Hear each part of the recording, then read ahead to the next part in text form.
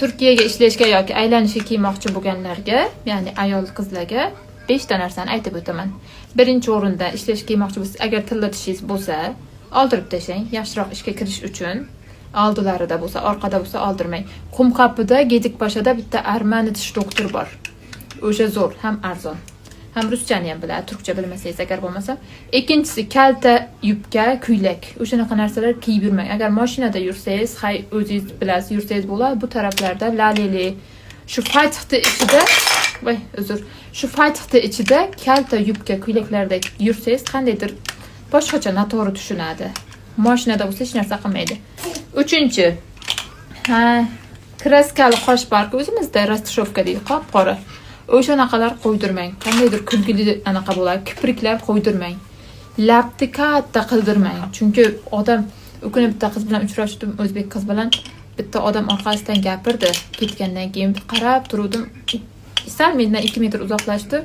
Unga gapirdi, ovqat olib beraymi, bu yoq deb gapiradi. Turklar demayapman. Ko'p Suriyaliklar, arablar, boshqacha odamlar bor bu yerda.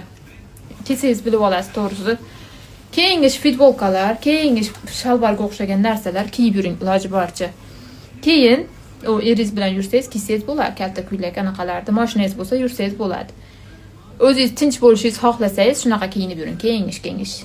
Keyin nima? Barmoq bilan ko'rsatish yozib oldimda. Barmoq bilan ana deb ko'rsatasiz-ku, ana uyda qara, masjidda qara. Ana kishi menga o'xshaykan, unga o'xshaykan. Qo'lingiz bilan ko'rsatsangiz, birov keladi, men ko'rsatyapsanmi? Nima gaping bor deb oldingizga keladi. Keyin pishak, kuch, qanaqalar bor-ku ko'chadagi, rosa ko'p tiqilib yotibdi bu yerda. Oyog'ingiz bilan bitib erkalatmang. Kimdir ko'rib qolsa, ustingizdan jarima yozib yuboradi. Oyog'i bilan uryapti deb o'ylaydi. Qo'lingiz bilan erkalatish xohlasangiz. Ular ini bor, inlariga ham teginmang. Hamma joyda ini bor, mushuklar ini. Keyin kalit anahtaringizni olmay, kalitingizni olmay tashqariga chiqib olmang. Eshik qulflanib qoladi. Men o'zim boshimga ham kelgan narsa, ichkarida hatto bolam qolib ketdi, keyin erimni chaqirdim, kelib eshik ochib berdi. Keyin nima edi? Yo'ldagi mushuklar aytdim, kraskali qosh aytdim, tillatishda aytdim, qo'l chizib ko'rsatdim, hammasini aytdim. Shu foydali bilgilar hammaga yuborib qo'yishni unutmang.